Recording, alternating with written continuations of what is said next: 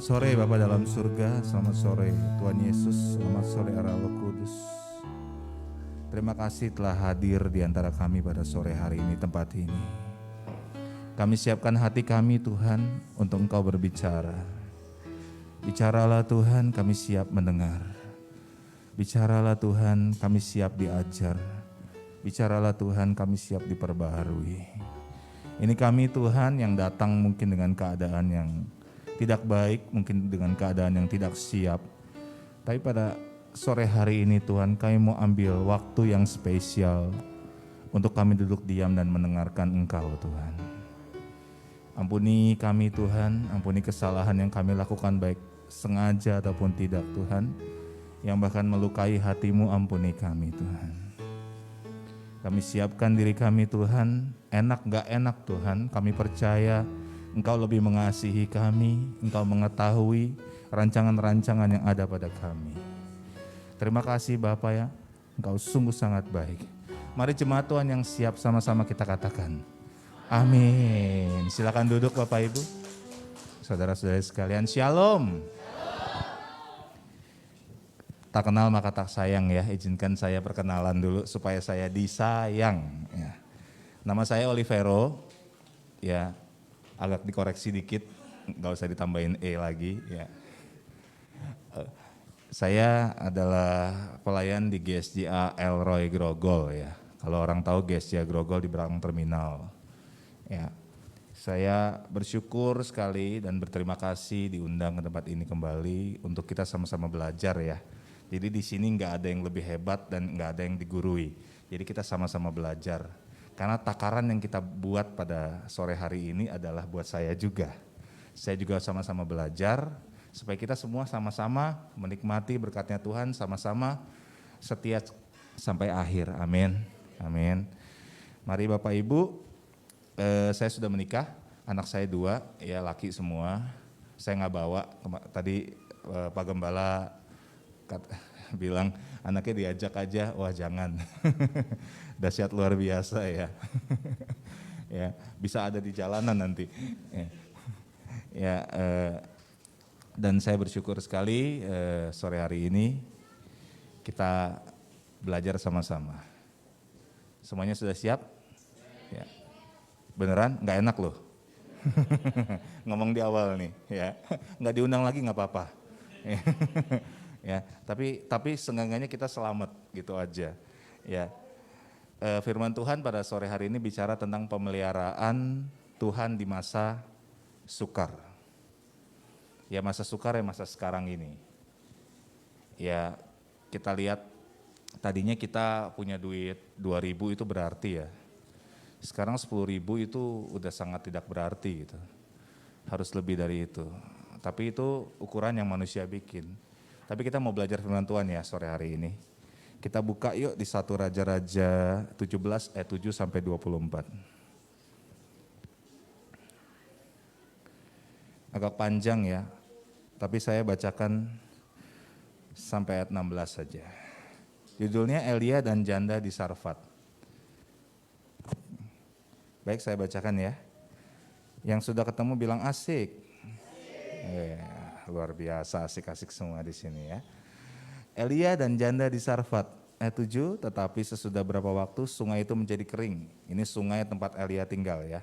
Sebab hujan tiada turun di negeri itu. Maka datanglah firman Tuhan kepada Elia. Bersiaplah pergi ke Sarfat yang termasuk wilayah Sidom dan diamlah di sana. Ketahuilah aku telah memerintah seorang janda untuk memberi engkau makan. Sesudah itu ia bersiap lalu pergi ke Sarfat. Setelah ia sampai ke pintu gerbang kota itu, tampaklah di sana seorang janda sedang mengumpulkan kayu api. Ia berseru kepada perempuan itu, katanya, cobalah ambil bagiku sedikit air dalam kendi, supaya aku minum. Jadi Elia ketemu wanita di gerbang kota, lagi ngumpulin kayu kering, dan mungkin ini yang Tuhan maksud ya. Dia ngomong nih, tolong ambilkan air dong, aku mau minum. Ya. Kayak contohnya misalkan, Car tolong ambilin air dong, saya mau minum. Ya. Ini beneran aus, tolong ini. Ya.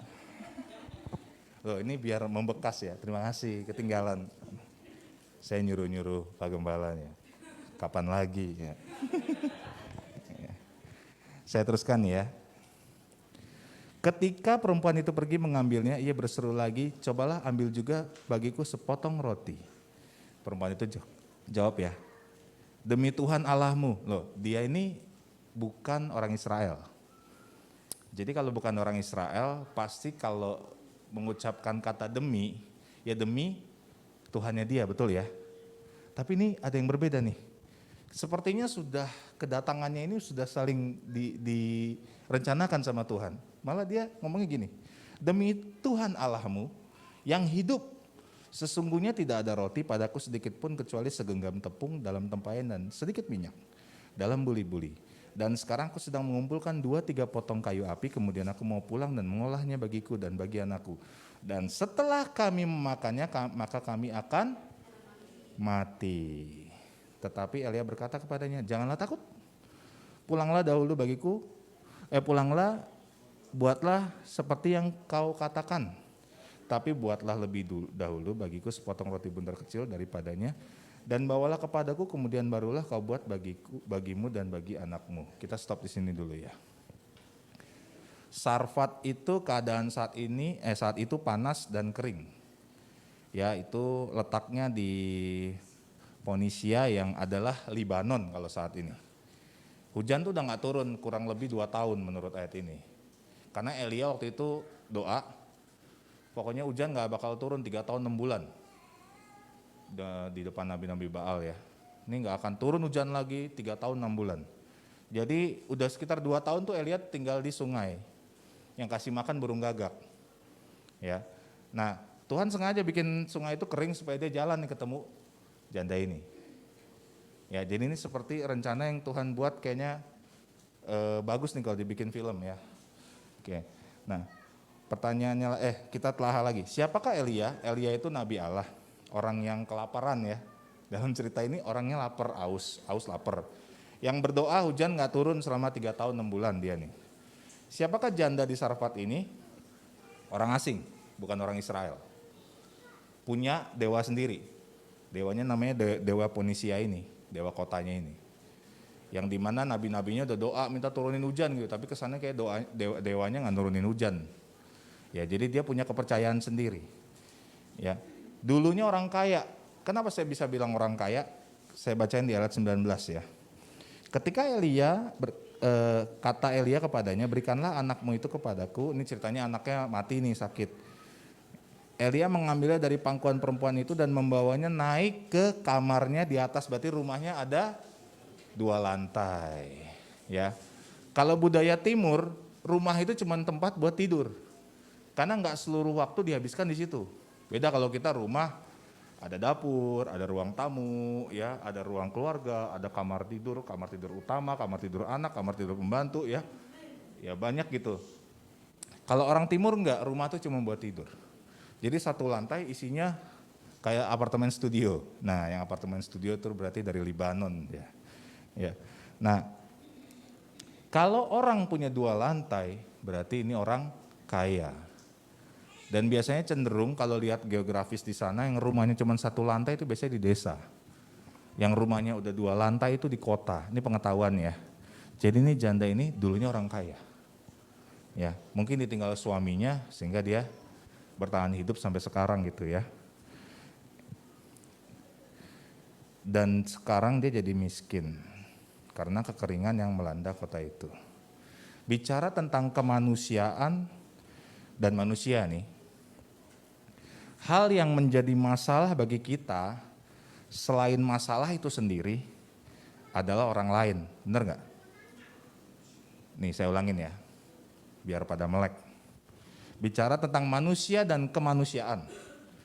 Hal yang menjadi masalah buat saya, selain masalah itu sendiri, ada orang lain. Contohnya gini, Car, tolongin dong, saya butuh bantuan nih, anak saya sakit. Bisa cariin dokter gak? Gak lama saya WA lagi, Car, saya pinjam duit dong. Ya. Gak berapa waktu saya WA lagi, Car ada kerjaan gak? Minta kerjaan dong. Ya. Sebulan lagi saya WA, minta bantuan, minjem uang sama minta kerjaan. Ya. Saya orang lain bagi Charlie. Ya. Charlie juga punya masalah di hidupnya.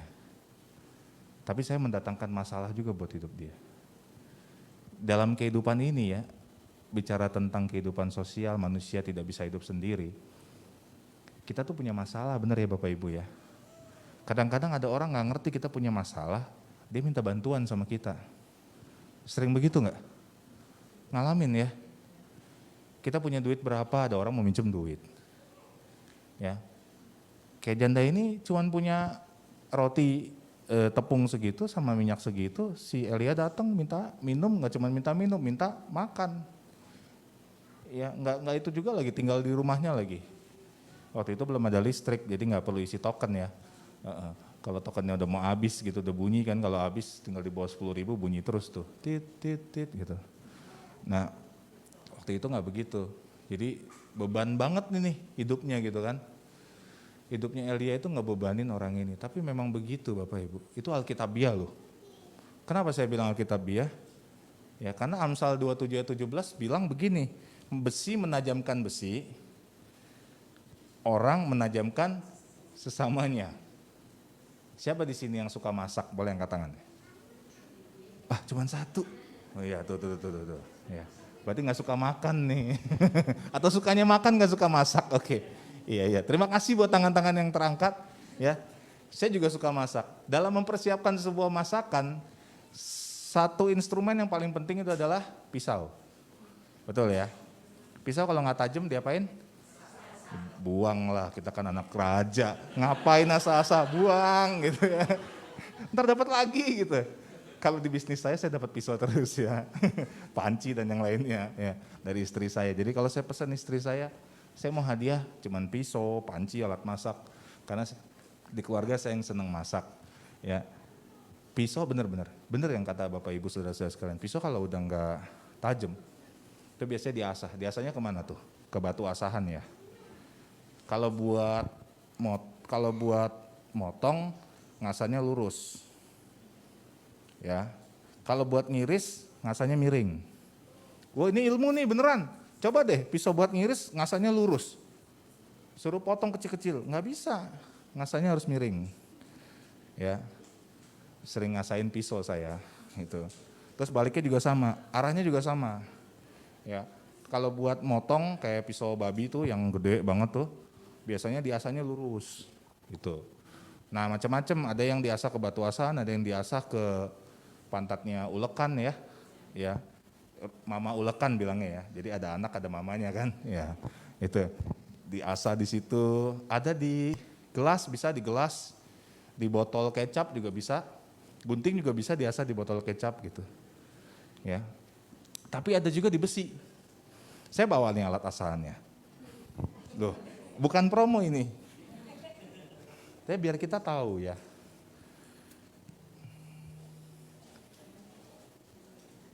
Tadinya saya juga nggak terima, kenapa harus benda ini. Tapi waktu beli pisau setnya dapat ini. Pernah lihat ini? Ini asahan pisau. Kalau beli pisau mahal aja dapat ini, sorry ya. Kalau beli pisau mahal, ya. Kalau nggak beli pisau mahal nggak dapat ini, ya. Pasti cuma dikasih pisaunya dan yang jual berharap pisaunya cepet tumpul supaya beli lagi gitu kan. Ya, ya ini asahan pisau, besi ini. Materialnya beda, karbonnya beda sama pisau itu. Ya, jadi diasah nih besi menajamkan besi. Alkitab biar juga nih barang ini ya. Ya.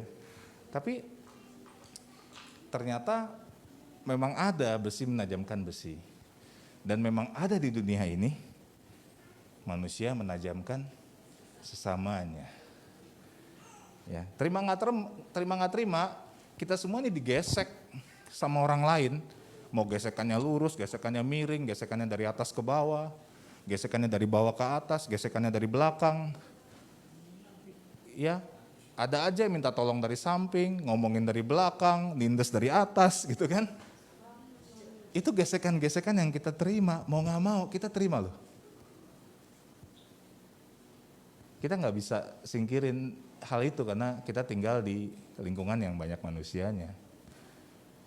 Ya kan, lagi tidur enak, lagi sakit gigi pula gitu kan. motor kenceng lewat gitu. Itu gesekan banget tuh. Ya tapi coba diampuni lah. Itu melatih kesabaran. Ya. Dan dalam gesekan-gesekan yang kita sering terima, firman Tuhan mengatakan di dalam Roma 5 ayat 3 sampai 5, ya buka dulu ya. Roma 5 ayat 3 sampai 5. Gesekan-gesekan itu bikin kita sengsara, Bapak Ibu. Jadi Paulus bilang, dan bukan hanya itu saja, kita malah bermegah juga dalam kesengsaraan kita, karena kita tahu bahwa kesengsaraan itu menimbulkan ketekunan, dan ketekunan menimbulkan apa? Tahan uji, dan tahan uji menimbulkan apa? Pengharapan, dan pengharapan tidak mengecewakan karena kasih Allah telah dicurahkan di dalam hati kita oleh Roh Kudus yang telah dikurniakan kepada kita. Janda di Sarfat ini sudah masuk di fase tahan uji. Udah sengsara dia. 2 tahunan nih udah habis-habisan. Tadinya mungkin dia mau jual rumahnya tuh. Cuman gimana dalam kondisi kayak gitu kan susah. Siapa yang mau beli gitu. Tanggungan dia ada anak 1. Harta yang dia punya, makanan yang dia punya tinggal segitu. Ada orang mau numpang lagi. Selain minta air, minta makanan lagi. Pilihan di tangan dia saat itu cuman nggak kasih makan. Ini ada orang kelaparan depan mata. Ya. Kasih makan juga nggak apa-apa loh, kita juga habis ini mati. Bener kan? Dia bilang, ya ada nih makanan, habis kita makan kita mati gitu. Ya. Berapa banyak saudara diperhadapkan dengan pilihan seperti di atas? Ya termasuk saya juga, karena saya juga manusia. Kadang-kadang saya serba salah. Saya punya duit tinggal berapa, ada orang datang ke rumah saya, dia nggak punya anak, dia nggak punya istrinya udah meninggal, jadi nggak punya anak juga, umurnya sudah 68, sebatang kara, matanya sudah hampir buta 1. Siapa yang mau kasih makan kan? Dia ada depan mata saya nggak punya uang loh. Yang ada di tangan saya tinggal 100.000 kalau nggak salah. Tapi ya saya udah tahu kebenaran, akhirnya saya pikir dia lebih butuh, dia lebih butuh ditolong saat ini, saya kasih uang saya. Sampai hari ini saya nyantunin hidupnya. Dan saya bersyukur, saya minta Tuhan tolong berkatin saya lebih dong supaya saya bisa pelihara dia nih. Ternyata ada orang yang punya hati seperti saya tuh tahu gitu. Dari belahan bumi yang lain, tiba-tiba WA gitu. Ini gara-gara sosial media ya. Jadi kalau sosial media punya sosial media untuk melakukan sesuatu yang baik, lakukanlah gitu loh. Untuk menyebarkan kebenaran, lakukanlah. Untuk mengabarkan kabar baik, lakukanlah. Saya posting di sosial media orang ini. Akhirnya ibu-ibu di gereja kontak saya, Fer, saya mau berkati om yang kamu support itu. Oh ya boleh tante, saya terima kasih banget. Akhirnya dia jadi orang kedua setelah saya yang memberkati orang ini terus. Ya sebenarnya hal-hal kayak gitu kadang-kadang bertolak belakang dari pikiran kita ya. Tapi rencana Tuhan kita nggak bisa selamin Bapak Ibu. Kalau nggak kita lakukan. Akhirnya sampai sekarang dia terpelihara duitnya. Kontrakannya bisa kita bayarin, makanan bisa kita support.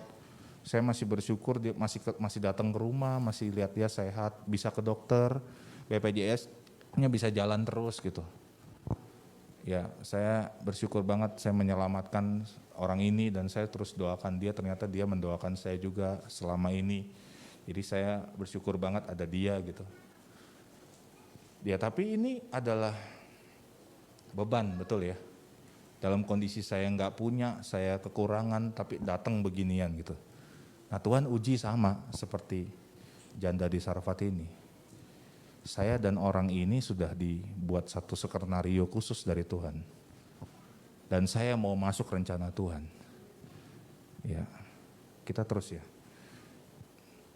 Ayat 17, pasal 17 ayat 13. Tetapi Elia berkata, janganlah takut, pulanglah dulu, buatkanlah seperti yang kau katakan, tetapi buatlah lebih dahulu bagiku sepotong roti bundar kecil daripadanya dan bawalah kepadaku, kemudian barulah kau buat bagimu dan bagi anakmu. Dan Elia kasih jaminan, Sebab beginilah firman Tuhan Allah Israel, tepung dalam tempayan itu tidak akan habis dan minyak dalam buli-buli itu pun tidak akan berkurang sampai waktu Tuhan memberi hujan ke atas muka bumi. Jadi masih ada 1 tahun, 6 bulan lagi, ini kan udah 2 tahun. Hujannya kan diberhentikan 3 tahun, 6 bulan. Ya, 2 tahun ini masa kekeringan, Elia ketemu janda ini berarti masih ada 1 tahun, 6 bulan. Ya, ini makanannya Tuhan pelihara. Dan apa yang dilakukan janda itu? Lalu pergilah perempuan itu dan berbuat seperti yang dikatakan Elia. Maka perempuan itu dan dia serta anak perempuan itu mendapat makan beberapa waktu lamanya. Tepung dalam tempayan itu tidak habis dan minyak dalam buli-buli itu tidak berkurang seperti firman Tuhan yang diucapkannya dengan perantaraan Elia. Waktu itu ya, kalau kita hitung sekarang nih, berapa besar pemeliharaan Tuhan apabila itu terjadi di dalam zaman sekarang nih. Kan hujannya nggak turun 3 tahun 6 bulan ya, betul ya. Masa kekeringannya 2 tahun. Jadi udah berjalan 2 tahun, ketemulah Elia sama janda di Sarfat nih.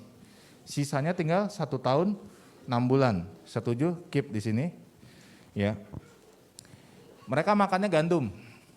Ya, bukan cireng, oke. Ya. Gandum, ya. Jadi beda harganya. Tepung cireng itu 12.000 sekilo. Ya, paling mahal 17.000 kelewatan kalau jual segitu. Ya. Ini tepung gandum. Harganya dari 70.000 sampai 90.000. Kita ambil rata-rata 80.000 sekilo. Tepung gandum ya. Tepung gandum itu 1 kilo itu untuk makan orang pagi, siang, sore. 1 kilo untuk 1 orang. Jadi kita butuh 3 kilo. 3 kilo kali 80.000 berapa? 240.000 itu 1 hari. Oke, ini baru tepungnya. Minyaknya berikutnya ya. Minyaknya bukan Sania, bukan Fortune, bukan Mawar ya. Bukan curah juga, zaitun. Berapa sih harga minyak zaitun? Ya, untuk masak dan untuk bikin dessertnya itu minyak zaitun yang virgin. Yang harganya sekitar 100.000 lah ya. Oke. 1 liter cukup untuk ngolah 3 kilo. Jadi 240 tambah 100.000 berapa? 340.000 1 hari. Kita kali 1 tahun 6 bulan. 547 hari. Kali 340.000 jadinya 185.980. Gratis, cuma-cuma dari Tuhan.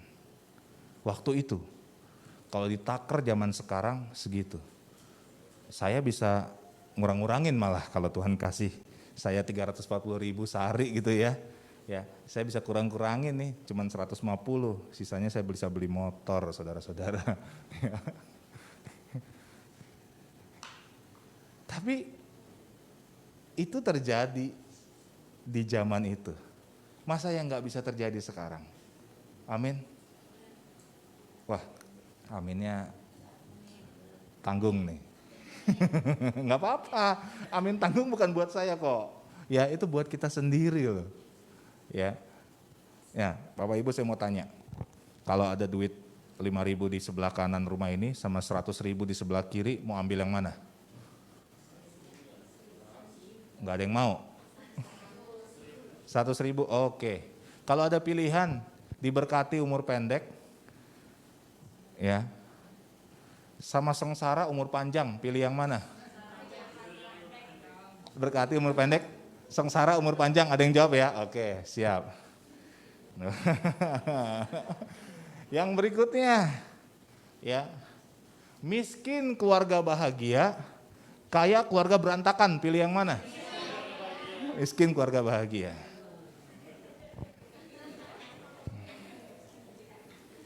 Ya ampun, hari gini masih ada yang milih miskin keluarga bahagia. Kita nggak bisa makan dari cinta loh, nggak bisa. Make up nggak bisa dibayar pakai BPJS loh, enggak. Mari kita ulang, pertanyaan buat saya. Di sebelah kanan Fer ada duit 5.000, di sebelah kiri ada 100.000. Mana yang kamu ambil? 5.000 dan 100.000. Oke, Ini giliran saya yang jawab ya. Ini pertanyaan buat saya. Mana yang kamu mau ambil, Fer? 5.000 dan 100.000. Loh, kok boleh dua-duanya? Oke, next berikutnya. Ya, kaya raya umur pendek, miskin umur panjang. Saya mau ambil kaya raya umur panjang. Oke, yang berikutnya. Apa tuh yang terakhir? Ya, ini kaya keluarga berantakan sama miskin keluarga bahagia. Kaya keluarga bahagia. Bapak Ibu, orang miskin itu selalu dihadapkan dengan pilihan atau. Tapi sebagai anak Tuhan yang kaya, pergunakanlah dan. Kita bebas milih mau ambil 5.000 dan 100.000-nya. Kita mau kaya dan umur panjang. Kita mau kaya dan bahagia. Jangan sampai otak kita nih dihancurkan oleh paham dunia yang begitu kondisinya bobrok sekarang sehingga kita ya udahlah nggak apa-apa lah gue miskin, yang penting bahagia. Gak bisa loh. Iya.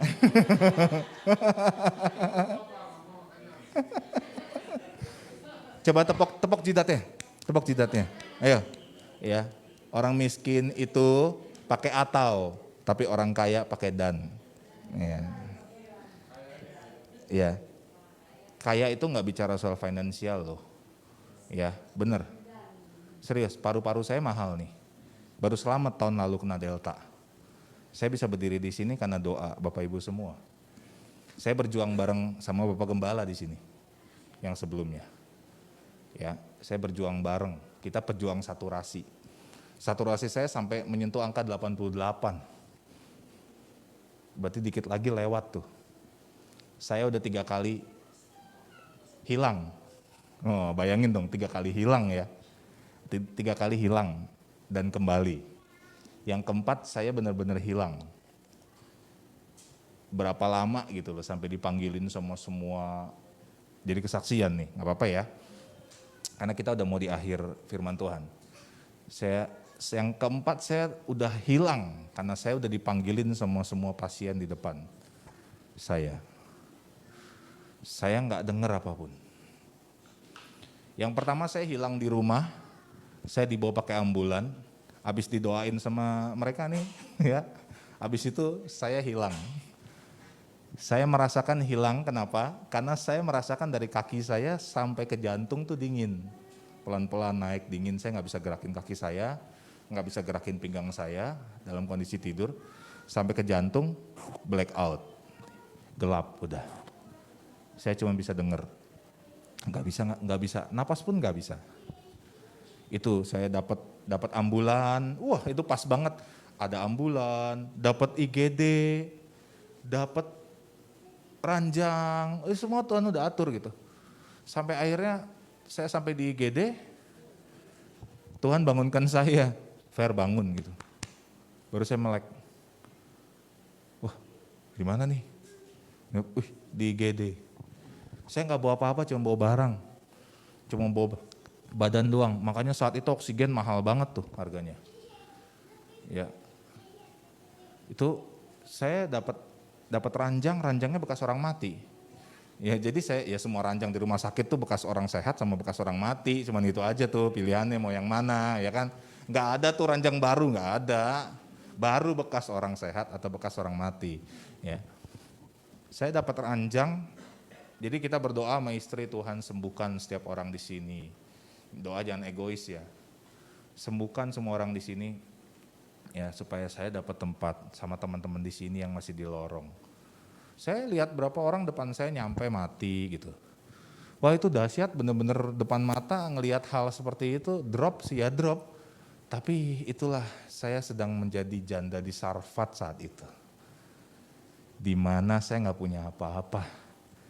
Saya cuma punya Tuhan buat harapan saya.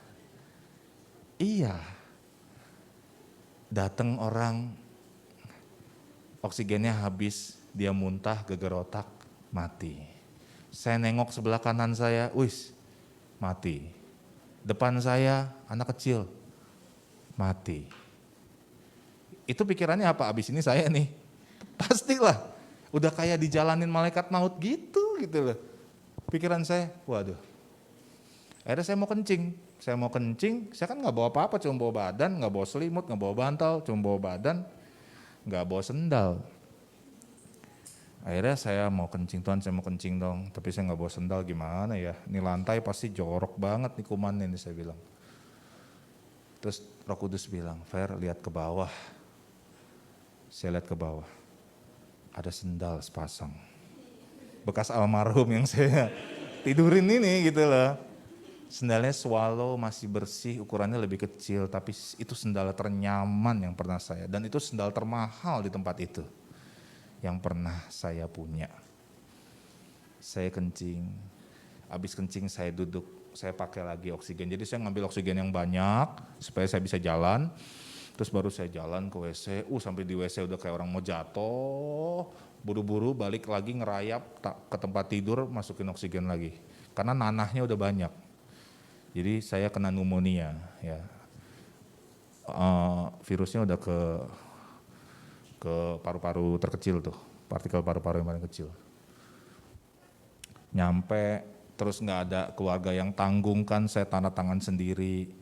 Apabila tidak bisa bernafas tidak boleh di PCR, saya tanda tangan. Gua tanda tangan kematian gua sendiri nih, gitu ya. Ada lagi dokumen saya tanda tangan sendiri. Iya saya siap, saya bilang. Tanda tangan. Terus saya tanya Tuhan mau apa sih? Ya Tuhan, saya kemari 2 hari saya dapat IGD. Saya nunggu sekitar 2 hari baru dapat kamar. Saya dikasih makan loh di IGD. Sama saya dikasih lihat orang mati banyak. Ya makan sih tapi gak tenang gitu loh. Di depan udah teriak-teriak, gak ada suaranya lagi. Wah lewat, saya bilang. Saya nyerah deh. Saya nyerah. Saya mesti ngapain Tuhan? Ini ada pendeta di sini nih, ya. Masa pendeta takut mati gitu kan? Ya.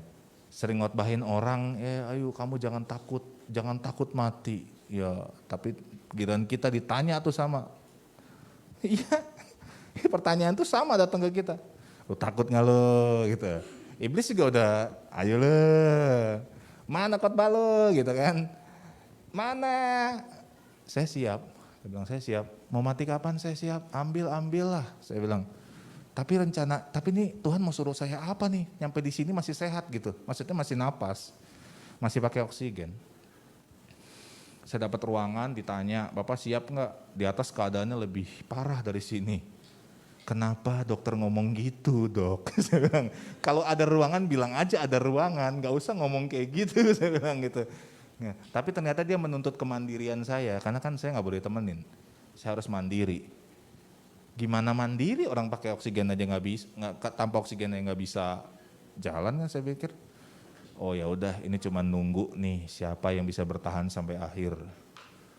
Ya, oke, saya siap dok, naik ke atas. Saya naik di atas, ternyata. Selama ini saya pikir, waduh enak banget di atas, ternyata nyaman loh Bapak Ibu.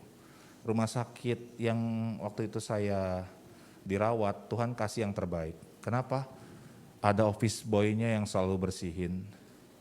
Saya bilang, Dek makasih ya, kamu nganter nyawa lo ke sini. Iya Pak, gimana? Dia bilang, saya juga perlu kerja, luar biasa Tuhan berkati kamu ya. Ya, selalu ada suster yang ganti spray kita. Selalu ada suster yang ngobatin kita. Jadi orang COVID itu diobatin. Yang bikin dia mati apa? Sendirian. Dia sendirian, dia mati dengan pikirannya sendiri. Dia mati dengan keadaan sekitarnya. Dia mati karena dia lihat orang mati di depannya. Di kamar saya ada 6 orang mati. Dan saya bersyukur sebelum mereka mati saya udah datang ke mereka. Saya gak punya apa-apa, saya bilang Bapak Ibu, nggak ada ibu-ibu, bapak-bapak, saya nggak punya apa-apa nih di sini ya. Mau lu pendeta, mau lu ustadz, mau lu jenderal, ya, mau lu presiden segala macam di sini. Hidup lu cuma tergantung selang nih di belakang. Jadi jangan pada belagu ya, saya bilang gitu. Serius. Ada satu anak baru datang, dia cerita, "Lu kenapa? Nggak bisa tidur?" "Iya nih kok, saturasi berapa?" 92. "Oh iya. Bagus lah, kok masih di bawah 90 nih." "Kenapa? Kecewa kok." "Oh gereja apa sembahyang di wihara?" "Gereja kok." "Oh kecewa sama siapa, pendeta?" "Iya kok." "Kecewa pendeta?" "Oh iya emang pendeta gitu," saya bilang. Ya nggak apa-apa, dia butuh didengerin loh. Iya kan, pendeta itu cuma jabatan fungsional ya, difungsikan untuk mengurus rumah ibadah, namanya hamba Tuhan. Itu di luar dari itu dia manusia biasa yang bergesekan juga gitu kan. Dia cerita saya dengerin. Ya emang begitu Will, pendeta Will. Tapi kamu udah ngambil bagian terbaik Will, kamu udah memberkati. Sisanya berkatnya mau dipakai buat apa itu urusan dia sama Tuhan Will. Kamu cuma disuruh Tuhan berkati. Oh gitu ya kok ya. Kamu gak bisa simpan penyakit ini buat anak cucu kamu Will, kamu harus mengampuni. Kita doa yuk, doa ngampuni, udah selesai dia mengampuni, dia masih gelisah. Susah ya Will ngampunin, iya. Tenang aja Will, gua pendeta, gue bilang. Duh maaf kok, tadi ngomong kayak gitu, santai Will. Kita semua di sini pasien. Akhirnya Tuhan suruh saya, dalam kondisi kurang, itu saya melayani. Di sebelah saya ada orang datang curhat, istrinya selingkuh, wow. Gitu. Ya udah akhirnya dengerin kan, didengerin ternyata saturasinya naik gitu loh. Oh iya. Ya udah akhirnya saya layanin, ada agama Hindu, tapi kok tahu ayat Alkitab, saya bilang, wah ini sih udah ada benih Kristus nih. Bung saya doain ya, sampai sekarang saya masih hubungan. Ada teknisi berapa, ya kita izin doain secara Kristen boleh ya gitu. Ya daripada saya mati sia-sia karena saya tepat tanggal ini nih, saya kena badai stokin.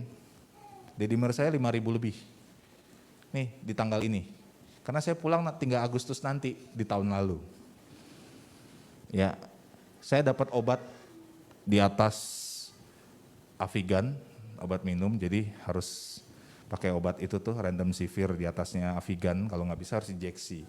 Biasanya bayi dosisnya nggak boleh tinggi, takutnya yang lainnya rusak nanti organnya, ginjalnya rusak. Makanya dia lama itu bukan karena lama pengobatan, harus pelan-pelan gitu bayi. Ya saya dapat obat itu dengan mudah, dengan murah. Dari mana sih gitu? Ada istri saya dokter, buka resep, nggak apa-apa, jangan halangi anak-anak datang kepada Tuhan, ya, karena dia yang mempunyai kerajaan Allah. Ya. Ya. Saya dapat obat dari rumah sakit istri saya, obatnya ready. Saya harus tebus obat itu, kata rumah sakit yang saya dirawat 12 juta. Satu ampulnya 2 juta, jadi 6 obat. Covifor Remdesivir namanya. Itu di bawahnya, habis Covifor plasma darah konvales, habis itu plasma darah terakhir, ada lagi itu, namanya apa sih, Actemra. Udah ratusan juta tuh harganya Actemra. Nah ini masih 12 juta nih. 12 juta, ada istri buka resep, kita transfer, duit saya sudah habis. Saya PCR keluarga, saya habis 10 juta semua. Duit saya habis, Bapak Ibu habis. Gimana kepikiran loh, kepikiran. Dalam kondisi saya lagi WA call sama istri, tiba-tiba saya anfal, gak bisa napas, istri saya nangis, anak saya nangis ngeliat gitu. Pada teriak-teriak, suster cuman datang gedein oksigennya supaya paru-parunya bisa recovery. Jadi saya recovery sendiri, saya latihan recovery sendiri. Wah saya pokoknya berjuang, nih saya harus pulang nih. Sebulan lebih saya di rumah sakit. Dibayarin pemerintah lagi. Iya, makan minum gratis gitu kan. Tidur gratis. Dan saya dapat obat itu, ada istri saya bilang, "Ci, obatnya ready, transfer ke farmasi Siloam." "Oh iya, berapa?" 12 juta nih, dari mana. Akhirnya telepon ke jemaat. Bapak Ibu, saya mau tekanin gini ya. Saat kondisi-kondisi dari kesaksian tadi nih, termasuk ini, saat kondisi-kondisi tergenting di hidup kita. Yang paling ada di barisan paling depan tuh biasanya saudara seiman. Amin. Kita bukan ngecilin saudara, enggak. Karena kita tahu, karena kita saudara, kita tahu dia punya masalah. Bener ya? Kita tahu masalah dia apa gitu loh, karena kita saudaranya. Tapi saudara seiman kita nggak tahu masalahnya apa kalau nggak cerita, bener kan? Ya pasti kita langsung kontak saudara seiman. Tolong nih, Vero kritis. Kita kasih tahu mama mertua, Vero kritis. Apa yang terjadi? Saya transfer obat yang 12 juta, cuman transfer 3,5 juta.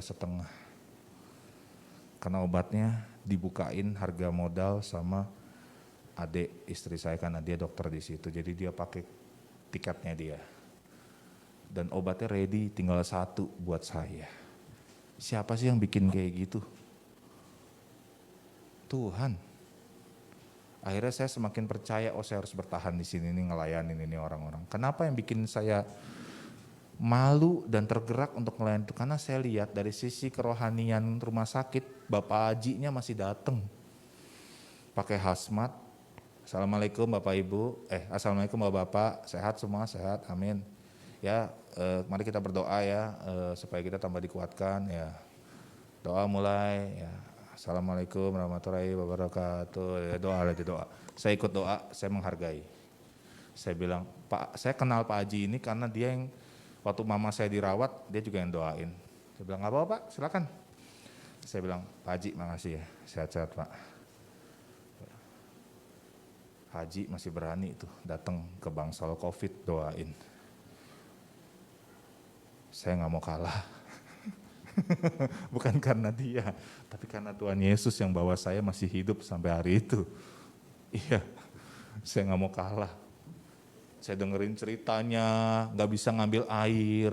Wah, ada yang saya sayangin ya, sampai akhirnya mati juga gitu.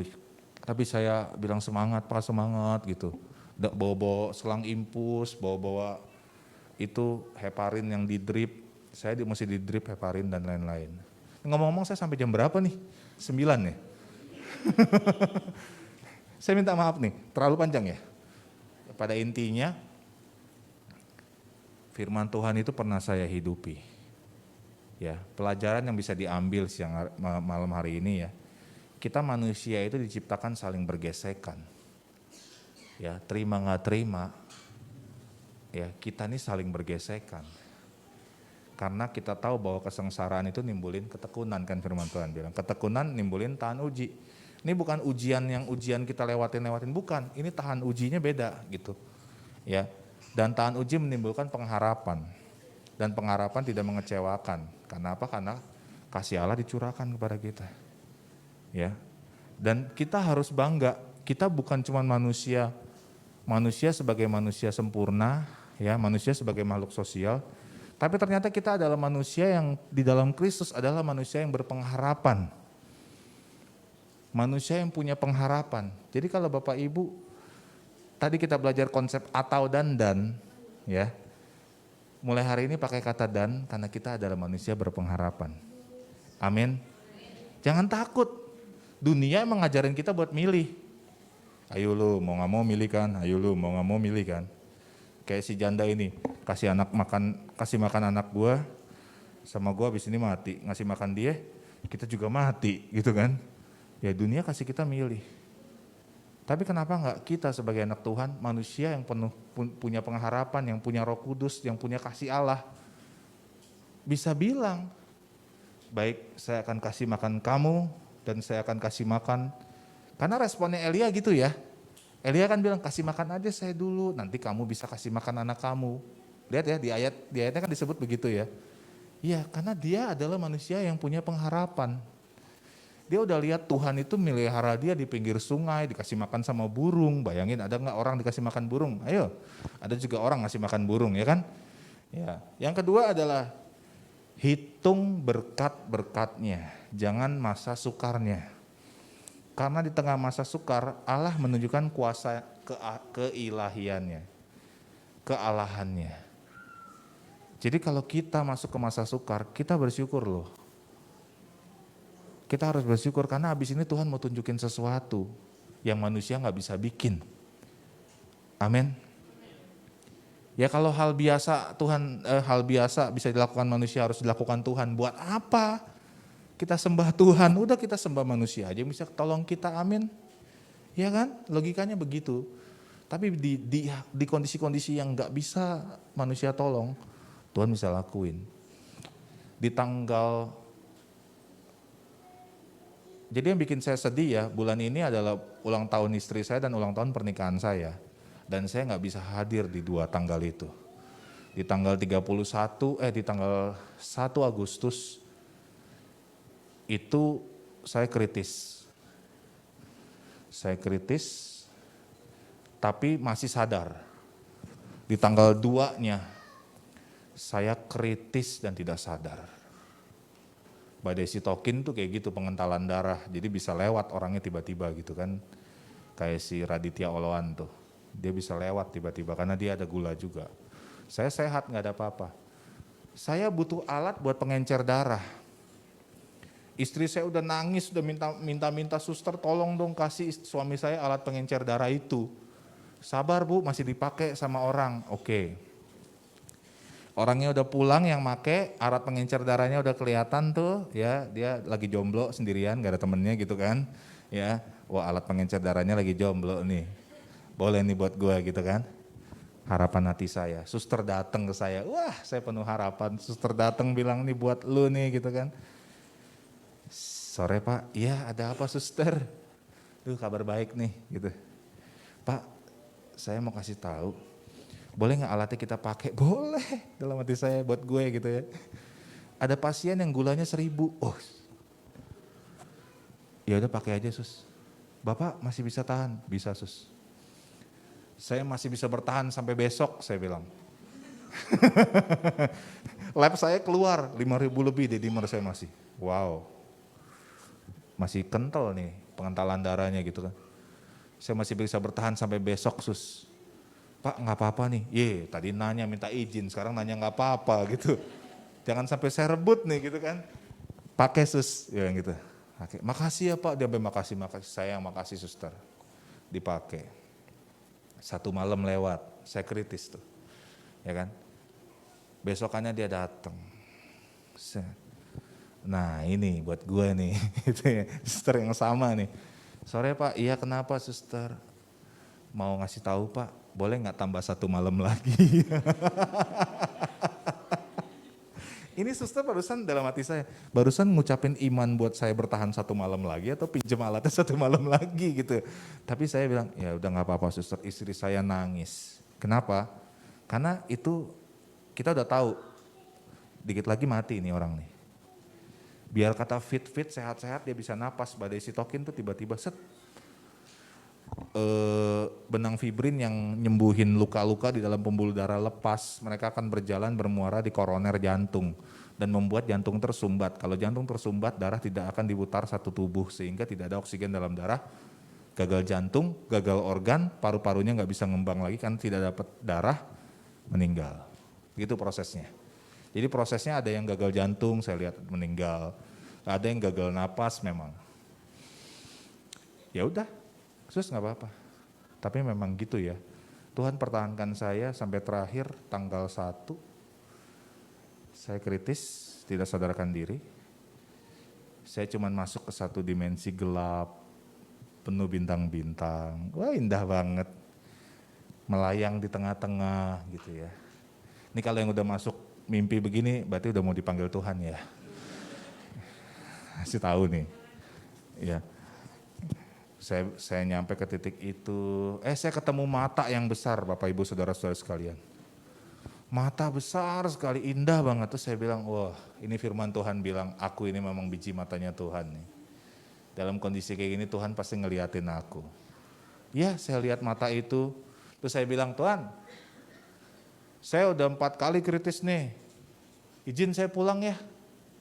Bilang, udah gak tahan lagi kalau secara badan manusia. Serius saya ngomong, saya dan masih ingat kata-kata itu. Secara badan manusia saya udah gak tahan lagi nih, saya izin pulang ya. Titip anak-anak ya, saya bilang gitu. Gak lama muncul muka anak, istri, ibu, teman-teman pelayanan dia nih mukanya ada nih. Wow. Nongol mukanya. Serius tuh, serius. Saya liatin wajah itu semua.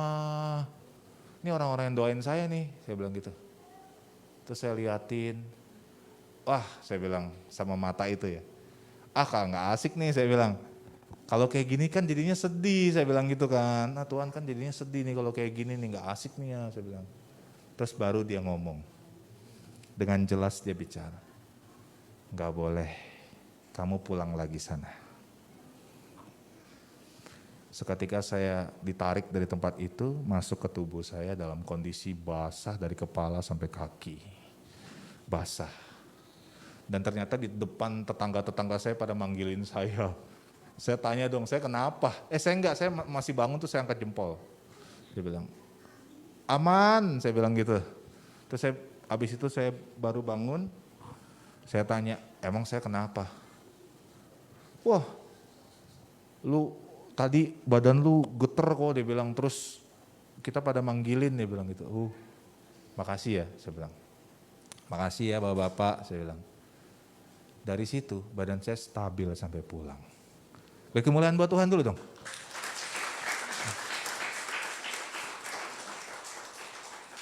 Dan yang lebih gila lagi, rekening istri saya maksudnya, itu terisi terus dengan rekening-rekening yang kita tidak kenal.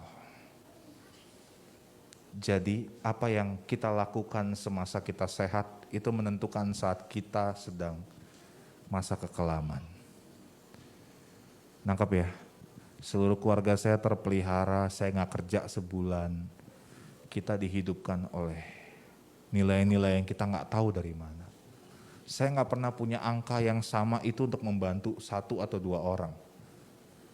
Tapi saya punya waktu, saya punya pikiran, saya punya hikmat, ya, saya punya doa untuk orang-orang yang waktu itu saya layani dan saya gak tahu ternyata itu membuat hidup mereka berubah.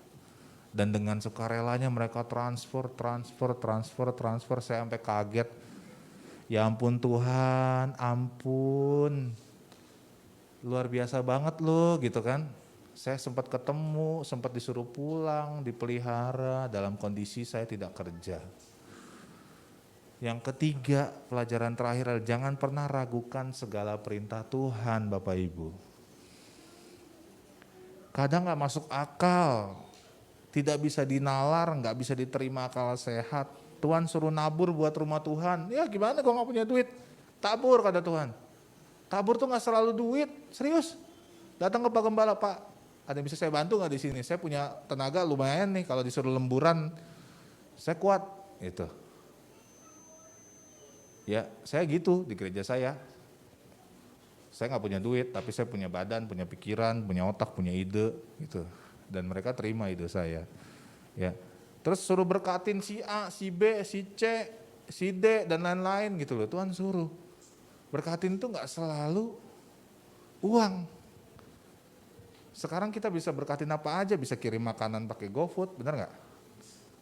Ya, bisa begitu Bapak Ibu. Jadi jangan batasin kita mau melakukan pelayanan itu karena Tuhan suruh gitu loh. Karena kasihan banget Raja semesta alam itu dengan segala kerendahan hatinya nyuruh kita loh. Dia pilih kita, itu satu kehormatan loh Bapak Ibu. Amin. Iya, kalau sampai dia suruh kita fair. Telepon si Charlie itu kayaknya dia butuh konseling. Itu satu kehormatan loh. Serius. Ya, yang punyanya seisi bumi ini sempet-sempetin gitu loh. Waktunya buat ngomong sama kita cuman buat ngomong kayak gitu hal sepele. Itu satu kehormatan. Ya. Kalau Tuhan suruh isiin kuota orang gitu supaya dia bisa ibadah karena nggak bisa pergi, jadi perlu ibadah di rumah tapi nggak punya kuota. Atau Tuhan suruh kasih HP, ikutin aja. Ya, karena Tuhan tuh selalu jamin dan Tuhan akan bilang di akhirnya semua akan baik-baik saja. Puji Tuhan, firman Tuhan selesai di sini. Ya, saya percaya kita semua belajar. Ya, pertama kita nih pasti makhluk Tuhan yang diciptakan untuk bergesekan. Yang kedua, hitung berkatnya, jangan masa sukarnya aja. Yang ketiga, jangan pernah ragukan segala perintah Tuhan. Tetap peduli sama sekitar kita, peduli sama saudara seiman kita. Karena kita memang diciptakan untuk itu dalam persekutuan. Supaya di mana 2 atau 3 orang berkumpul dalam nama Tuhan, Tuhan ada dan menurunkan berkatnya. Mari saya undang teman-teman pemuji, pemusik bisa bangkit ke depan. Beri kemuliaan buat Tuhan yuk.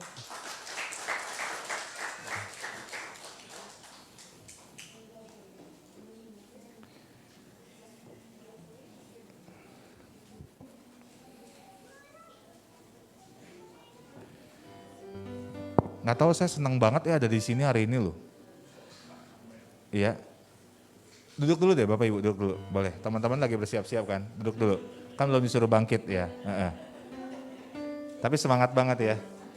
Saya mau minta waktu 2 menit boleh ya? 2 menit, saya izin banget 2 menit.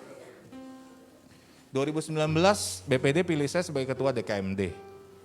Waktu itu saya berbicara kepada seseorang di setiap wilayahnya untuk meminta nama-nama setiap anak-anak yang berprestasi dan bisa saya ajak kerjasama di setiap wilayah itu.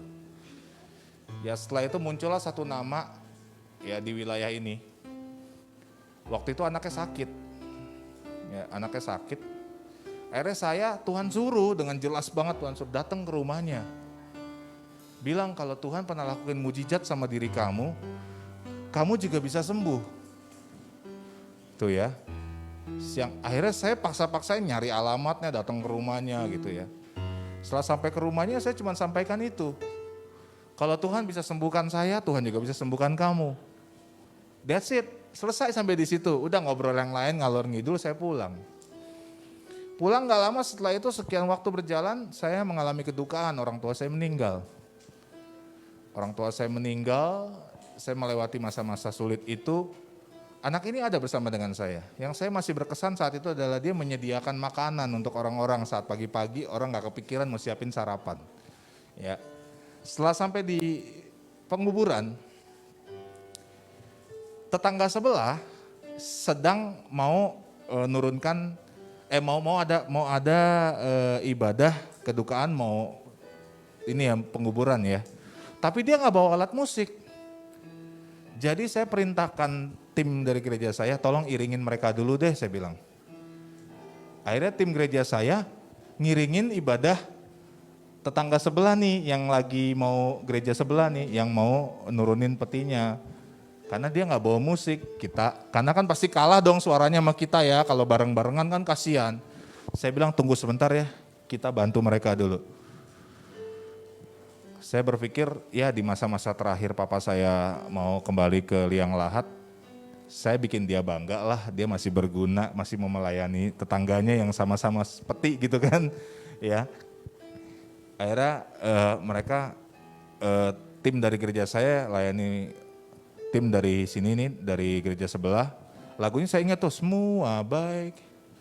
Semua baik. Saat itu Tuhan bilang, ingat wajah pendeta ini, dia bilang. Satu hari nanti anak yang kamu pernah temui di awal itu akan menjadi hamba Tuhan sama seperti dia. Oh oke, gak apa-apa kalau jadi hamba Tuhan semua orang juga bisa. Saya bilang, enggak, tapi dia jadi gembala. Oke, saya ingat nih wajahnya pendeta ini ya. Sebenarnya.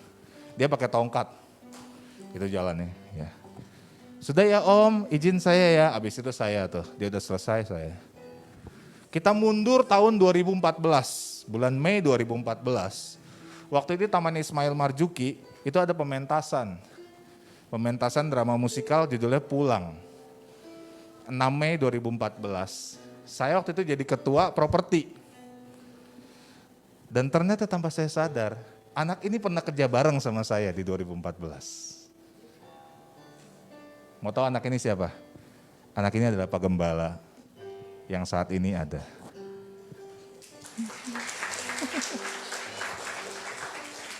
Saya punya perjalanan rohani yang panjang gitu loh. Tanpa saya sadar ya. Tapi Tuhan teguhkan terus, saya paksa dia terus. lu ntar jadi pendeta lo gitu. Ah kok bisa aja lo gitu ya. Bisa dong, kenapa enggak gitu kan. Nggak tahu, tapi saya mau kasih tahu gini ya. Kalau Tuhan udah teguhkan, terus kita lagi kerjasama bareng-bareng sama orang yang Tuhan teguhkan. Percaya deh, rencana Tuhan pasti digenapin. Ya. Jadi stop main drama, stop main drama segala macam lah, itu biasa ya dalam organisasi. Tapi jangan berlarut-larut. Kenapa? Karena rencana Tuhan itu akan jadi molor gitu loh. Ini gak ada pesan sponsor, ini dari pribadi saya sendiri kagum gitu. Kenapa Tuhan bisa bikin kayak gini?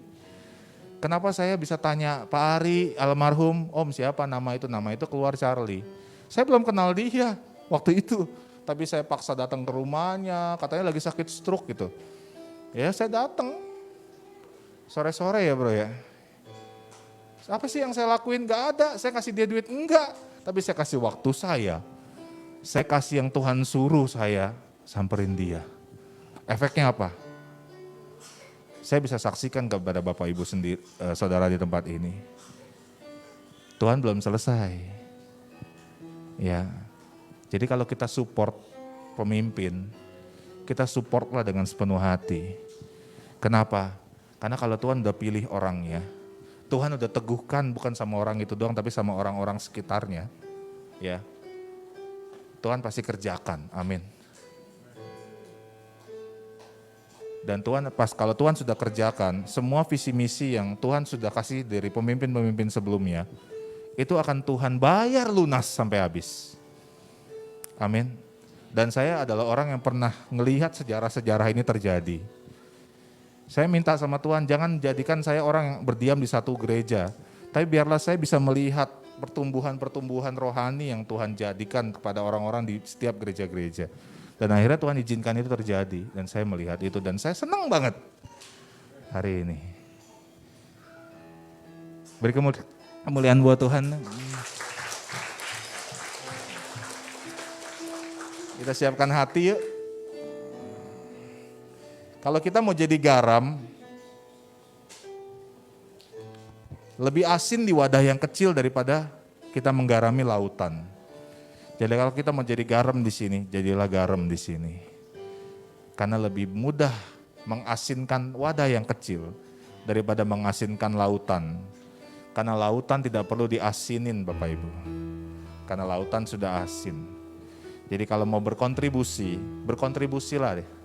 Selama komunitas ini masih kecil. Karena setelah kontribusi itu masuk, dia akan tambah membesar dan menjadi impact, menjadi berkat. Amin. Amin. Mari kita naikkan pujian ini.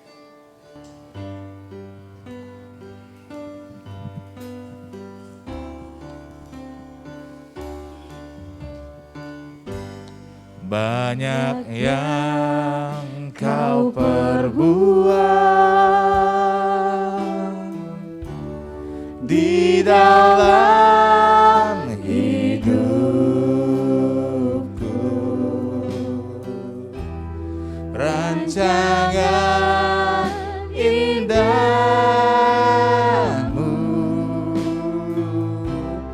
terjadi di hidupku, Bapa yang mengerti segala yang ku perlu. Kasih-Mu sempurna,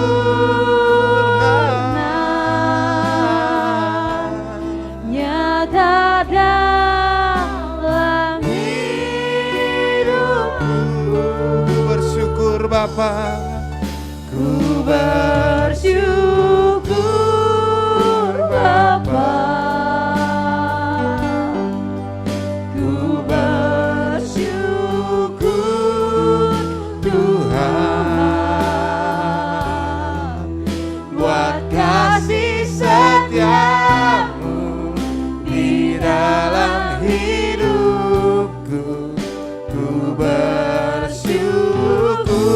Mari saya undang Bapak Ibu, saudara sekalian untuk Sama-sama kita bangkit berdiri dalam hadirat Tuhan. Ku bersyukur Sambil mengangkat tangan, mari kita katakan, ku bersyukur Tuhan. Ku bersyukur Tuhan buat kasih setiamu di dalam hidupku. Ku bersyukur Tuhan. Tak ada lembah kelam yang tak kami lewati tanpamu Tuhan. Tak ada lembah kelam yang tak ku lewati tanpa hadirmu. Hatiku takkan gentar saat tangan-tanganmu yang menopangku. Kaulah Yesus, kaulah Tuhan. Kaulah Yesus, kaulah Tuhan, dan aku percaya. Kaulah Yesus, kaulah Tuhan, harapan hidupku.